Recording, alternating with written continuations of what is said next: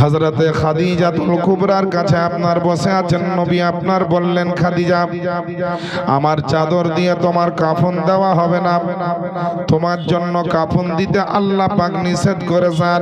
আল্লাহ পাকের নবী আপনার, আমার নবীজি এই কথা যেমনই বলেছেন, খাদিজা বললেন, তবে কি হবে? বলে, দোকান থেকেও তোমার কাফন দেওয়া হবে না, আমার চাদরটা দিয়ে তোমার কাফন বানা হবে না।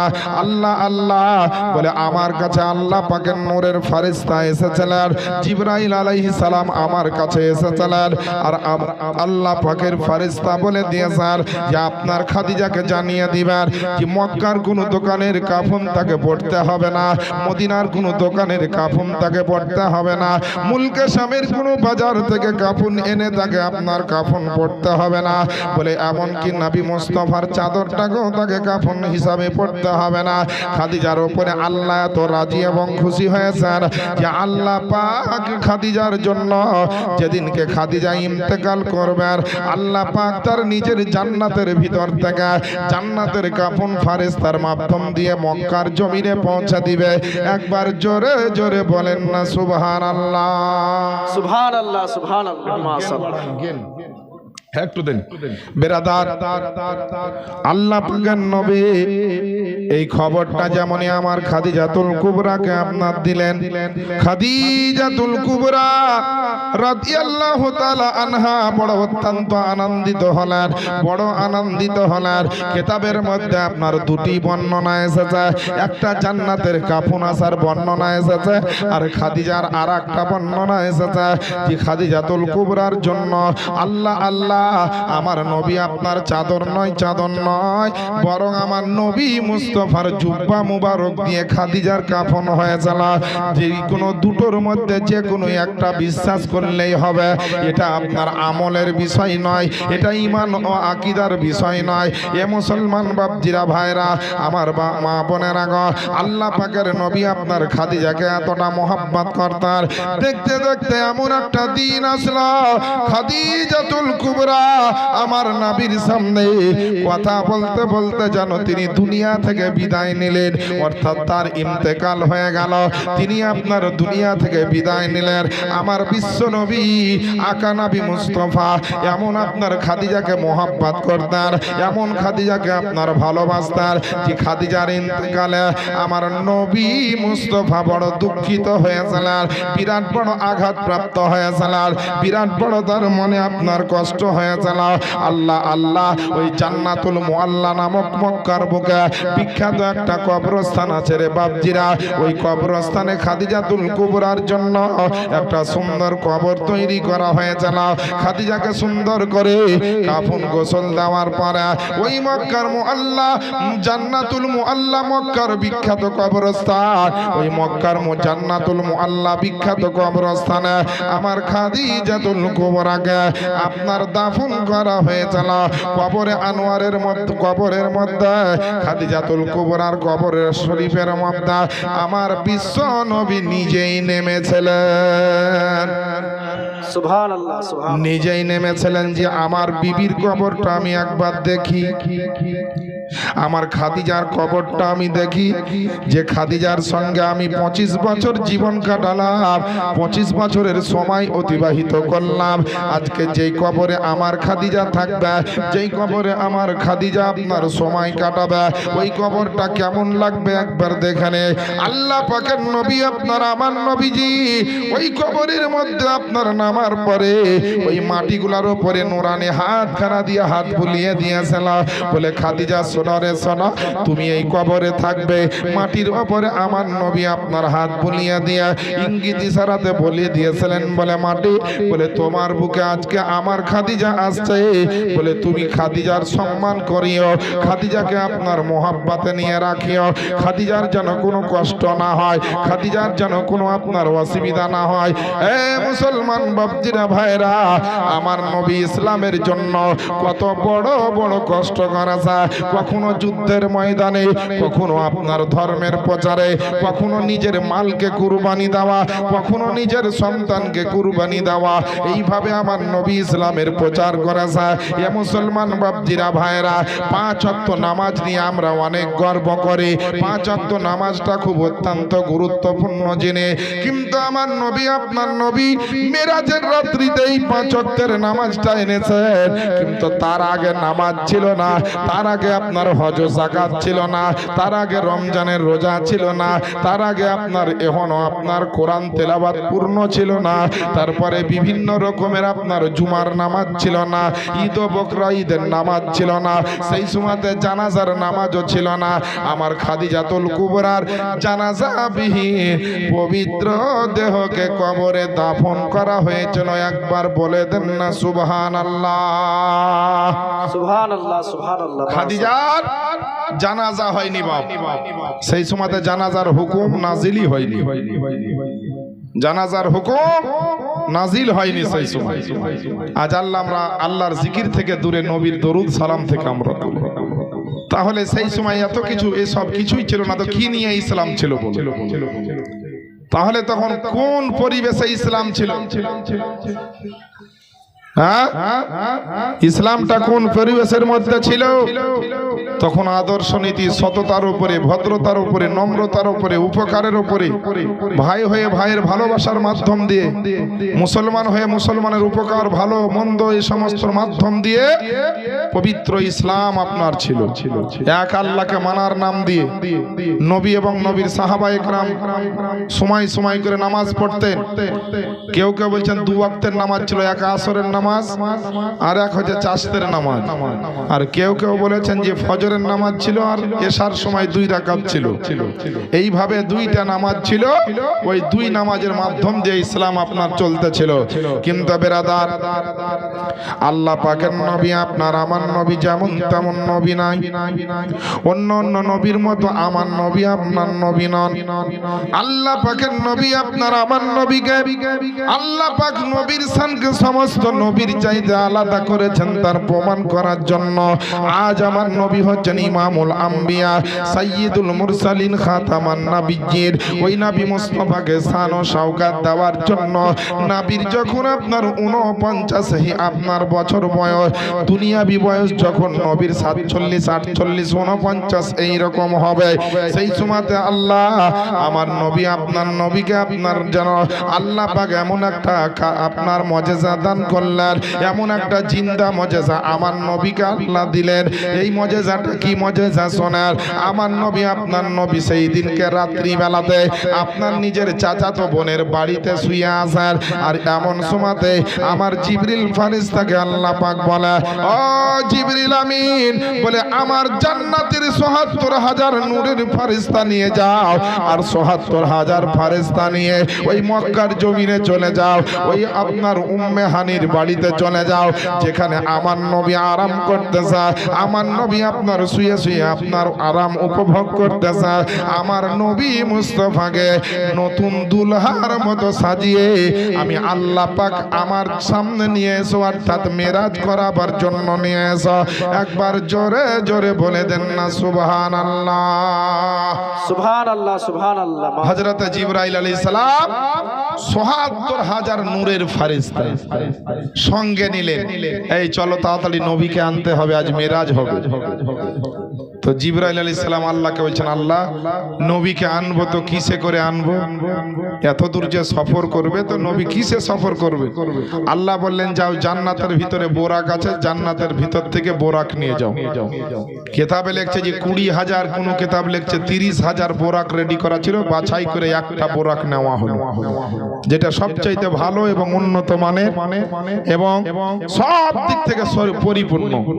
সেইটাকে নিয়ে জিবরাইল আলাইহিস সালাম আপনার বেরাদার চলে আসলেন মক্কার জমিনে। আমার নবী সেদিন আরাম করছিলেন উম্মে হানির বাড়িতে। নবীর যিনি হচ্ছেন চাচাতো বোন।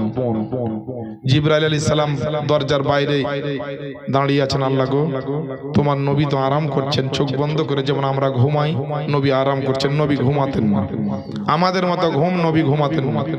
নবীগণ ঘুমালেও নবীগণের ওযু ভাঙতো না, আর আমরা ঘুমালে মশলা হচ্ছে ওযু ভেঙে যাবে, ওযু নষ্ট হয়ে যাবে।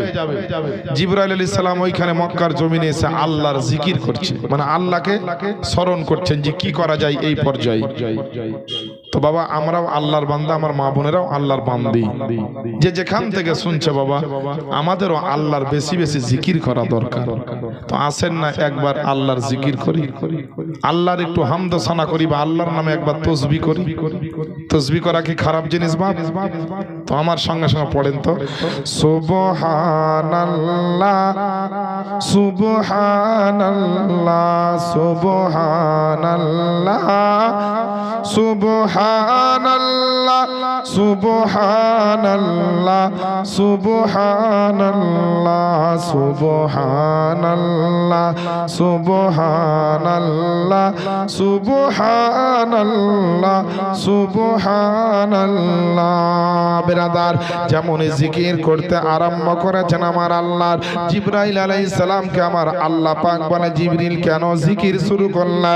ওগো রব্বুল আলামিন, তোমার নবী আপনার আমার নবী মুস্তাফা বলে এখন আরাম করতেছেন গো আল্লাহ, এখন নবীকে কেমন করে ডাকবো?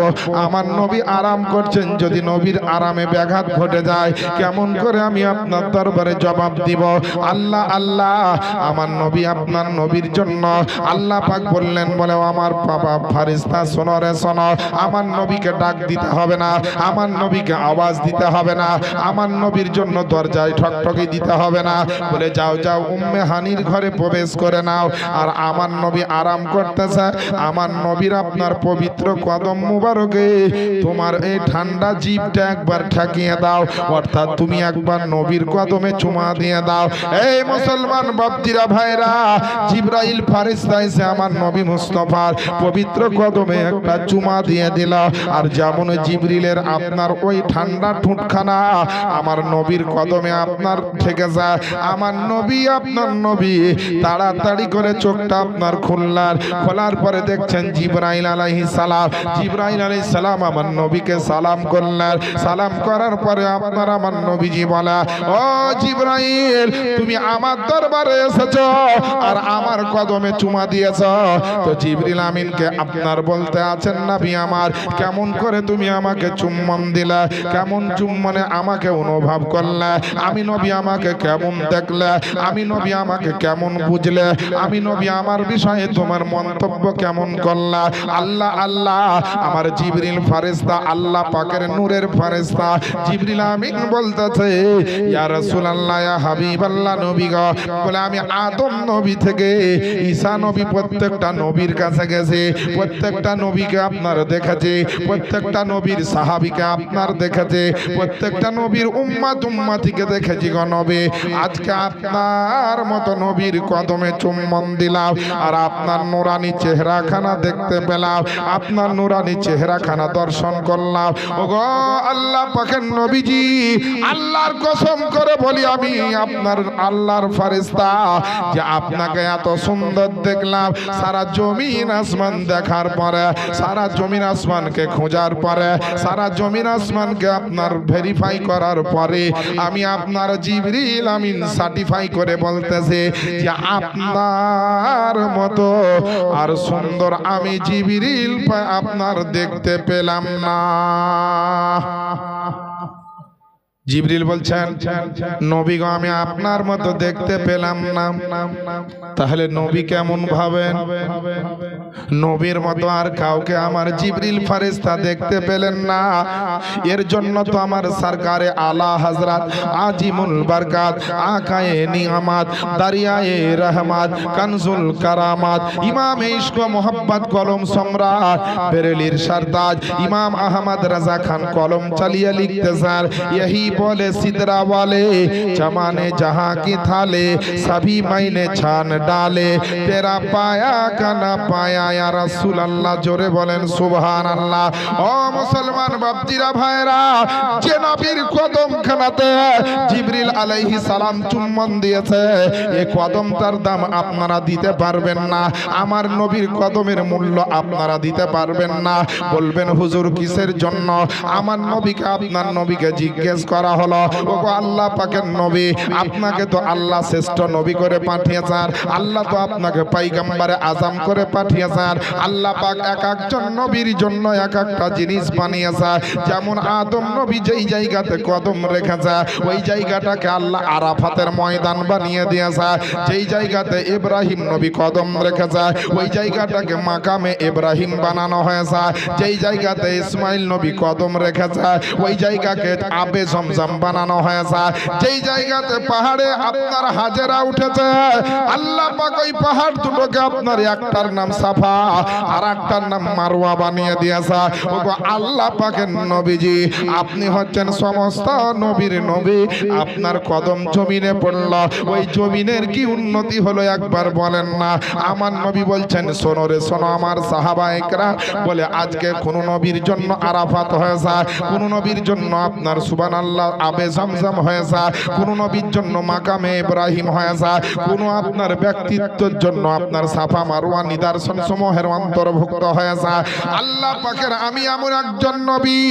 যেদিনকে আমি পৃথিবীর জমিনে কদম রেখেছিলাম আমার আল্লাহ পাক বলছেন হাবিব গো সমস্ত নবীর জন্য এক একটা নিদর্শন বানিয়েছে কিন্তু আপনি হচ্ছেন আমার শ্রেষ্ঠ নবী আপনি হচ্ছেন সৃষ্টির মূল নবী আপনি হচ্ছেন সারা জগতের সমস্ত নবীর নবী তাই আপনার কদম যেদিনকে জমিনে পড়ল বুখারী শরীফের মধ্যে হাদিসটি বর্ণিত হয়েছে আল্লাহর রাসূল বিশ্ব নবী পয়গম্বর আজম বর্ণনা করতেছেন আল্লাহ পাকের নবী আপনার হাদিস আপনার বলেছেন আমার নবী আপনার নবীর জবানের হাদিস খানা সাহাবায়ে কিরাম বৃত্তান্তে আপনার হাদিসের কিতাবে পাওয়া যায় আমার নবী বিশ্ব নবী বলছেন জুইলাত লিয়াল আরদা মসজিদা বলে আমার আপনার কদম জমিনের মধ্যে পড়ল আল্লাহ পাক আমার জন্য এই জমিনটা তাকে আপনার মসজিদ বানিয়ে দিল জমিনটাকে কি বানালো জালসাটা কিসের বাপ জীবনে মসজিদের উন্নতি গল্পে আল্লাহ পাক আমার নবীর কদমে এত পাওয়ার দিয়েছেন যে 1 লাখ মতান্তরে 2,24,000 পয়গম্বর চলে গেলেন কিন্তু দুনিয়ার জমিনকে মসজিদ বানালেন না কিন্তু আমার নবীর কদম পড়লো তো আল্লাহ বলছেন যে আমি গোটা দুনিয়ার জমিনকে নবী গো আপনার জন্য মসজিদ বানিয়ে দিলাম যেখানে ইচ্ছা আপনি নামাজ পড়তে পারেন কোনো অসুবিধা নাই যে মসজিদে নামাজ পড়তে হবে বাড়িতে পড়লে হবে না তা নয় মসজিদে নামাজ পড়লে সওয়াব বেশি জামাত সহকারে আর বাড়িতে একাই বিনা কারণে নামাজ পড়লে ঠিক নয় তবে যদি কেউ পড়ে তো নামাজ হবে কিন্তু সওয়াব কম হবে এই মুসলমান বাপজিরা ভাইরা আল্লাহ পাকের নবী বিশ্ব নবী পয়গম্বর আজমের কদমের এত মূল্য শুধু আপনার জমিনটা মসজিদ হয়েছে তাই নয় যেখানে যেখানে নবীর কদম পড়েছে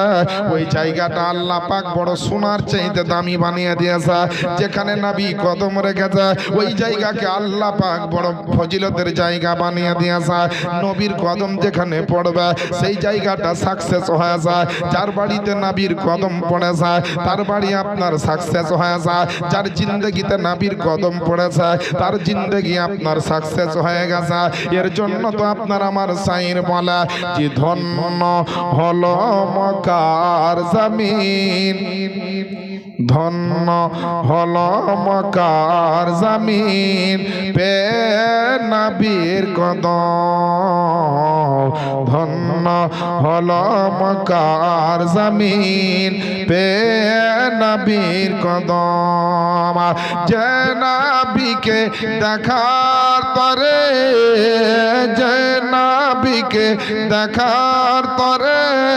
পাগল সারা ভুবন ধন্য হলো মক্কার জমিন পে নবীর কদম জোরে বলেন না সুবহানাল্লাহ বাবা সকালবেলায় দেখবেন টোটো যারা চালায় টোটো যখন বের করবে একদম 100% ব্যাটারিতে চার্জ থাকে, একবারে ওর আওয়াজই আলাদা, কা কা কা করে আওয়াজ করবে, রোডে যাবে করে না?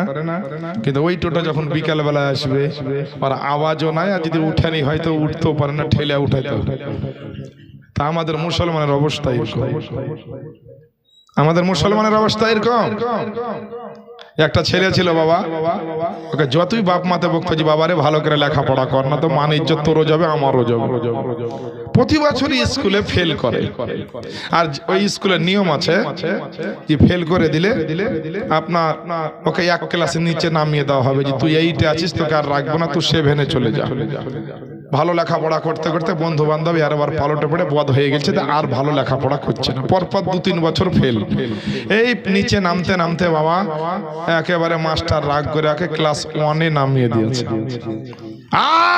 আর বাপও বলেছে একবারে মোটা লাঠি আর পাঁচন দিয়ে বলে, সর তোর এই বছরই শেষ, তোর এই বছরই লেখাপড়া শেষ, তুই যদি এবার ফেল করেছিস আর এবার যদি কিছু হয়েছে তো দেখ কি করি, তোকে বাড়িতেই উঠতে হবে। ওরও খুব টেনশন, কিন্তু বদ ছেলে বদমাইশি ছাড়া থাকতে পারবে না, কিছু এরকম আছে। বাপ মা তো সব ছেলেরই মেয়েরই ভালো চায়, কিন্তু বাপ মার কথা মোতাবিক কজন চলে বাবা? যারা চলে তারা ভাগ্যবান এবং চালায় তারাও ভাগ্যবান। তো বেরাদার ইসলাম, এবার বাবা পরীক্ষার টাইমের তোর বেটা বলছে, বাপ পরীক্ষা যাচ্ছি দোয়া করিও, আর ওর বাপও বলছে ভালো করে পরীক্ষা দিস না তো কপালে তোর পাঁচন জুটবে। এইভাবে কথাবার্তা বলে বা পরীক্ষা হইল। ঠিক কিছুদিন পরে এবার রেজাল্ট হচ্ছে, রেজাল্ট আনতে গেছে, চাল লাগো কি যে হবে, কি যে হবে। আর ওর বাপও বলছে দেখি আজ কি হয়, দেখি আজ কি হয়। এবার বাবা হলো কি রেজাল্ট হয়েছে, যে আসার পরে ওই সেই রেজাল্টও কিন্তু পরীক্ষায় ফেল করেছে, মানে যা হয় রেজাল্ট তাই হয়েছে। তখন বাবা এবার এসে ওর বাপ বলছে, ওর বাপ তো লেখাপড়া জানে না, বোকা শোকা লোক, মূর্খ সূর্খ লোক, কিন্তু ছেলেকে ভালো করতে চাই। তো বাপ বলছে যে বেটা এবার কেমন রেজাল্ট হলো? তো আব্বা তুমি আর কোনো টেনশন করিও না, এবার এমন রেজাল্ট করেছি যে মাস্টারের বাপেরও ক্ষমতা নেই যে আমাকে আর এক ক্লাস নিচে নামায়। আর বাপ বলছে তাহলে রেজাল্ট ভালোই করেছে, হ্যাঁ রেজাল্ট ভালোই করেছে। মৃত গোলাম হোসেন সাহেবের নামে 200 করে 400 টাকা, আল্লাহ যেন দানকে কবুল করে, সবারই জন্য দোয়া করবো বাবা। তো বুঝলে রেজাল্ট ভালোই করেছে, মাস্টার যখন ওকে স্কুল থেকে নামাইতে পারবে না, তো আর বাপ আপনার মিষ্টির একটা প্যাকেট লিয়ে স্কুলে যে হাজির মাস্টারকে দেওয়ার লেগে বলছে, ভাই কেন? তো আমি অমুকের বাপ। তো আপনি মিষ্টি এনেছেন কেন? তো আমার বেটা ভালো রেজাল্ট করেছে তাই আপনাকে মিষ্টি খাওয়াইতে এসেছি। তোর মাস্টার বলছে আপনাকে কে বললো যে আপনার ছেলে ভালো রেজাল্ট করেছে? তো আমার বেটাই বলছে। না তো না ভাই, আপনি মিষ্টি দেন আর না দেন, সত্যি কথা আপনার বেটা এবারও ফেল করেছে। তো বলছে এবার যে আমার বেটা বলছে যে মাস্টার আমাকে আর নিচে নামাতে পারলো না, তখন মাস্টার বলছে ওকে নিচে নামাবো, ক্লাস আর নিচে থাকলেই তো,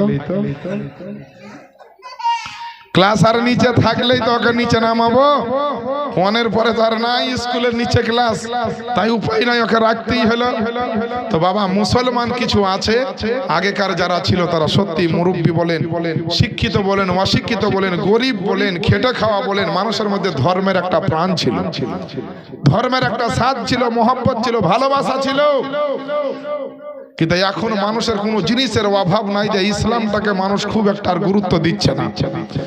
এত নিচে নামা নেমেছে যে আর মুসলমানের ক্লাস নাই যে আর এক ক্লাস নিচে নামে। কথাটা ভাববেন আর মিলাবেন। যে জেনার কথা শুনলে মানুষের অন্তর ভয়ে কাঁপতো, ওই জেনা এখন রাস্তাঘাটে হচ্ছে। যে মিথ্যা কথা বললে 7 বার তোবা পড়তো, এখন তোবা তো দূরের কথা, মিথ্যা কথা বলে বুক উঁচু করে চলছে। এই তো পরিবেশ আমাদের। এর জন্য বলছি বাবা, যদি জীবনটাকে ধন্য করতে চান, নবীর মোহাব্বত করেন, আল্লাহর কোরআনকে মানেন, সুন্নাত মোতাবিক চলেন, একটু জোরে বলে দেন সুবহানাল্লাহ।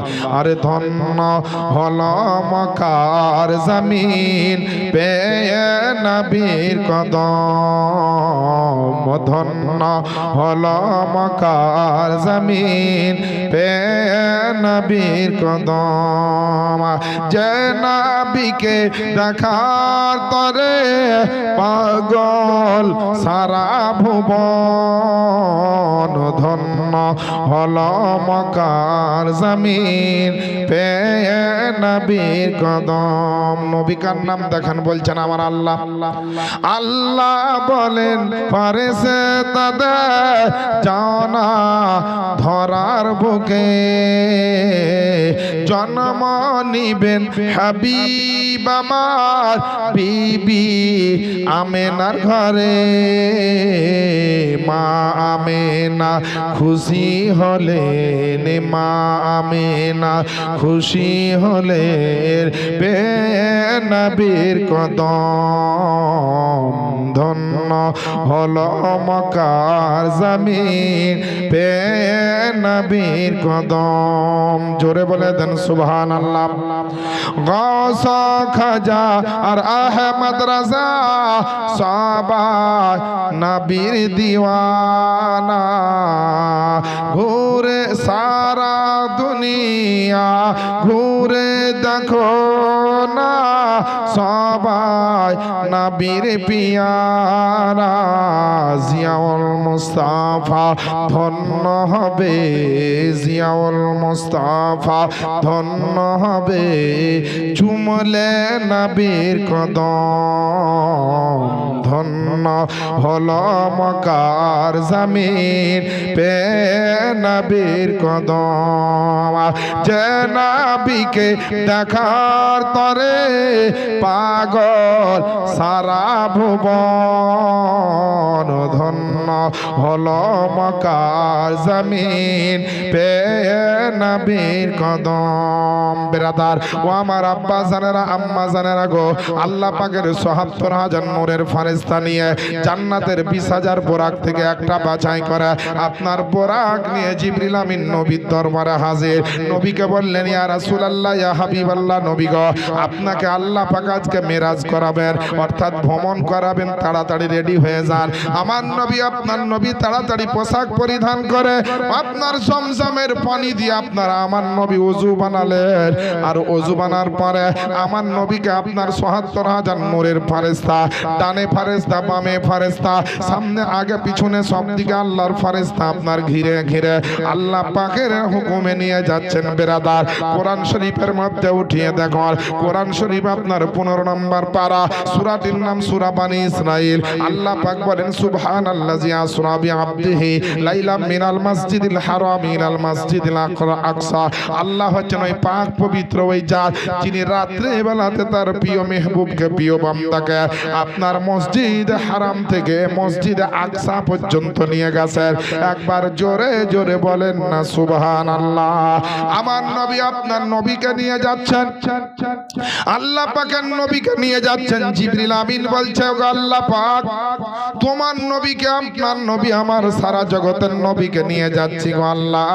কিন্তু নবী আমার এত বড় নবী হওয়ার পরে আমার নবীকে যে রাস্তা দিয়ে নিয়ে যাচ্ছি আল্লাহ, আজকে রজব মাসের আপনার ২৭ তারিখ অমাবস্যা চলছে গো আল্লাহ। আসমানে চাঁদ নাই, কোনো রকম আলো নাই, কোনো রকমের আপনার জোনাকি কিংবা লাইট নাই গো আল্লাহ। তোমার নবী অন্ধকারে হাঁটছে, আমাদের ভালো লাগছে না আল্লাহ। একটা জান্নাতি লাইটের ব্যবস্থা আমি করব নাকি? আল্লাহ পাক বলছেন বলে আমার জিবরিল ফেরেশতা বলে না না, আমার নবীর জন্য জান্নাতের লাইট দরকার নাই। তোমরা নবীর সঙ্গে আছো, নবী সম্বন্ধে তোমাদের জ্ঞান নাই বলে মনে রাখবো, শুনে রাখো। আল্লাহ পাক বলছেন আমার জিবরিল ফেরেশতাকে বলে আমার নবীকে আমি আল্লাহ পাক যেইভাবে তৈরি করেছি, আমার নবীর হাকিকাতের যেটা আসল চেহারা, যেটা অরিজিনাল চেহারা, ওই চেহারার দিকে আসমানের সূর্য পর্যন্ত তাকাতে পারবে না। আমার নবীর এত উজ্জ্বল নুরানি চেহারা আমি আল্লাহ পাক দিয়েছি। আমার নবীর দিকে কেউ খালি চোখে তাকাতে পারবে না, আমার নবীর কাছে খালি চোখে কেউ দেখতে নবীকে পারবে না, যাতে মানুষের অসুবিধা না হয়, যাতে মানুষ নবীকে দেখতে পারে। এর জন্য আমি নবীর আসল চেহারাকে বাসারির চেহারা দিয়ে, বাসারাতের চেহারা দিয়ে, বাসারিয়াতের পর্দা দিয়ে আমি আল্লাহ পাক একখানা দুইখানা নয় ৭৪ খানা বাসারিয়াতের পর্দা দিয়ে আমার নবীর আসল চেহারাকে আমি আল্লাহ ঢেকে রেখেছি ওই ৭৭ খানা পর্দার ভিতর থেকে একখানা পর্দা নবীর চেহারা থেকে সরিয়ে দাও, দেখবে আমার নবীর নূরের কামালটা কেমন রে বাবা। আল্লাহ আল্লাহ আল্লাহ পাক যেমন এই কথা বলেছেন, সঙ্গে সঙ্গে জিবরিল আমিন আপনার করলেন কি, নবীর আপনার সেই আপনার চেহারা বাসারি চেহারা থেকে বাসারিয়াতের একখানা পর্দাকে যেন সরিয়ে দিলেন। আমার নবীর চেহারা থেকে, আমার নবীর পেশানি মুবারক থেকে, আমার নবীর আপনার গাল মুবারক মুখ চেহারা অন্তহা থেকে এত আপনার নূর চমকাতে লাগলো আর এত আলো প্রবাহিত হতে লাগলো যে আপনার অমাবস্যার রাত্রিতে মক্কার রাস্তা থেকে বাইতুল মুকাদ্দাসের রাস্তা পর্যন্ত যেন হ্যালোজিনের চাইতেও বেশি আলো হয়ে গেল। হ্যালোজিনের চাইতে আলো হয়ে গেল, কারণ আমার নবীর নূরের ঝলক মক্কার জমিনে পর্দা উঠেছে, তো মসজিদে আকসা পর্যন্ত লাইট আলো প্রবাহিত হচ্ছে। এ মুসলমান, সেদিনকে জিবরিল আমিন দেখলেন যারে সর্বনাশ করেছে গা, সুবহানাল্লাহি ওয়া বিহামদিহি। আজ মক্কার জমিনে আমার নবী আর নবীর নূরের ঝলকে বাইতুল মুকাদ্দাসের গোটা রাস্তা চমকাতেছে। এ বেরাদার জীবনে শুনেছেন অনেক, জালসাও শুনেছেন অনেক, আরো আগামী দিনে শুনবেন বেরাদার, কিন্তু আমার নবীর নূর যদি না চমকাতো পৃথিবীতে আপনারা কেউ চমকাতেন না। বলবেন কেন? দেখবেন এক কলম আপনি দেখতে থাকেন, আবু বকর সিদ্দিকের আদালত সাদাকাত চমকেছে, নবী মুস্তাফার নূরে চমকেছে, উমারে ফারুকের আদালত চমকেছে, নবী মুস্তাফার নূরে চমকেছে, হযরত ওসমান গনির সাখাওয়াত চমকেছে। মাম্পি হার্ডওয়ার ৫,০০০ টাকা, সারিকুল সাহেব ৫০০ টাকা, আর মাম্পি হার্ডওয়ার্স থেকে দিয়েছে ৫,০০০ টাকা। একবার নারায়ে তাকবীর, নারায়ে তাকবীর, নারায়ে রিসালাত, দ্বীন ইসলাম, মাসলাকে আলা হযরত। ৫,০০০ টাকার দাতা, ৫০০ টাকার দাতা, সমস্ত দাতাগণ বলেন জিন্দাবাদ। এ বাবা মুখ কিন্তু বন্ধ করে রাখেন না, আল্লাহর নাম নিলে একটু কথা বলি। আর এইভাবে যদি থেকে যান জং না ছুটে, তো এই জং কিন্তু দুনিয়ায় না ছুটালে আল্লাহর জাহান্নামের ফেরেশতারা কবরে এমন পিটা পিটবে, পিঠে জং ছোটাবে। খুব সাবধান বাপ। এগুলা আমরা জানি যে শরীরে ময়লা থাকলে আপনার আমরা সাবান শ্যাম্পু দিয়ে ধুয়ে পরিষ্কার করি, বাবা একটু দিলের ময়লাটা পরিষ্কার করার চেষ্টা করি। এই দিল যদি পরিষ্কার না হয়, শুধু আল্লাহর দরবারে ফেয়ার লাভলি আর আপনার ফেস ওয়াশ মেখে মুখ পরিষ্কার করে আল্লাহকে দেখিয়ে লাভ হবে না। আল্লাহ দেখবেন না, ওটা দুনিয়ার মানুষ দেখতে পায়। কার অন্তরে কি আছে আমার আল্লাহও জানে, আমার নবীও জানে।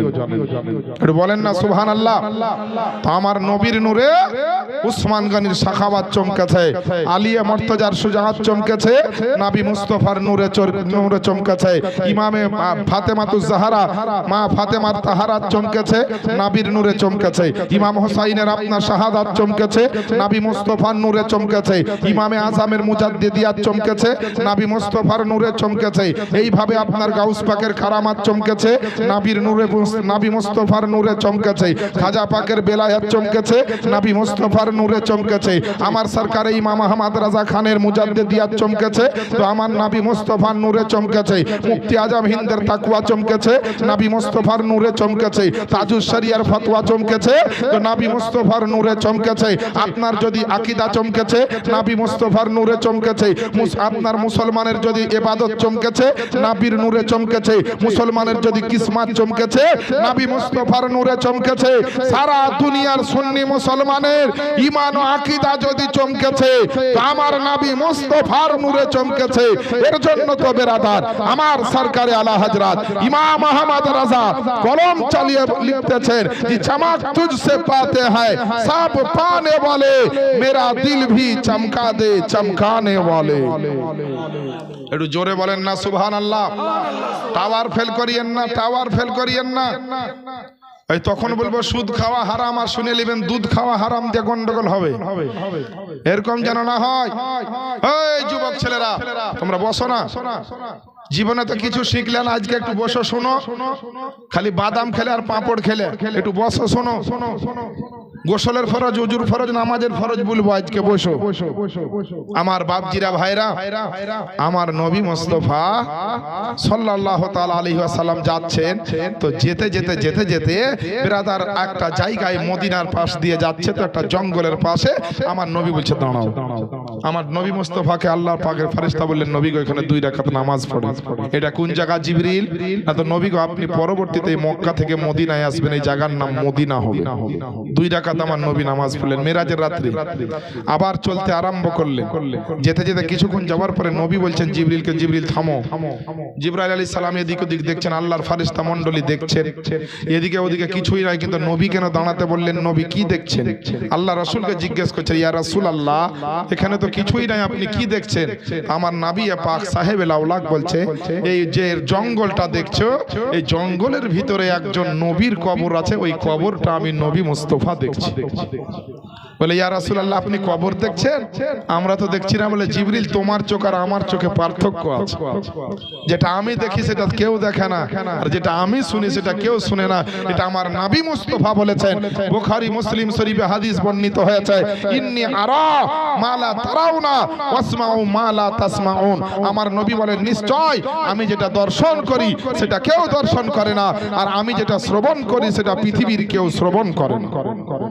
আমার বাপজিরা ভাইরা, আমার নবী বলছেন জিবরাইল শুধু একজন নবীর কবর দেখছি তাই নয়, ওই কবরের ভিতরে ওই আল্লাহর নবী এখন নামাজ পড়ছেন। বলেন সুবহানাল্লাহ। সুবহানাল্লাহ, সুবহানাল্লাহ। কবরের মধ্যে তিনি নামাজ পড়ছেন, নামাজ আদায় করছেন। এটা কোন নবী বাবা বলবো? জি বলবো, এদিক থেকে বলেছে সুবহানাল্লাহ। আমার মা বোনেরাও শুনবে, আমার নবী দেখছেন মেরাজের রাত্রিতে একজন নবী কবরের মধ্যে নামাজ পড়ছেন। তো বাবা একটা কোনো সৎহৃদয় ব্যক্তি নাই। আমার চাঁদ মোহাম্মদ ভাই সাহেব মায়ের মহব্বতে তিনি বলেছেন 10,000 টাকা দিবেন। আর একজন কোনো ব্যক্তি নয়, নবীর একটা আশিক নাই, নবী